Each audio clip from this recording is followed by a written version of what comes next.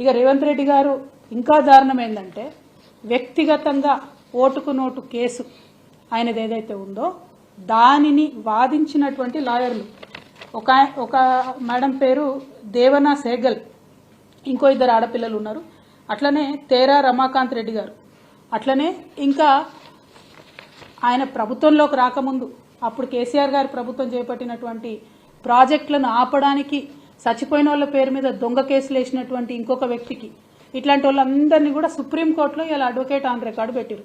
అంటే మొన్నటిదాకా రేవంత్ రెడ్డి గారు జేబులోకి వెళ్ళి జీతం ఇచ్చారు వీళ్లకు.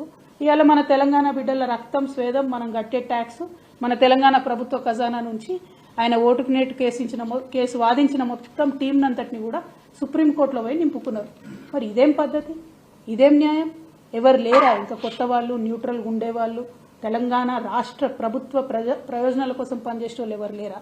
మీ ఓటుకు నేటు కేసుని మీ ప్రైవేట్ టీంని తీసుకుపోయి అలా సుప్రీంకోర్టులో పెడితే నిజంగా కాంగ్రెస్ పార్టీలో ఇంతమంది సీనియర్ నాయకులు ఉన్నారు, ఒక్కరు కూడా ప్రశ్నించకపోవడం చాలా దారుణం.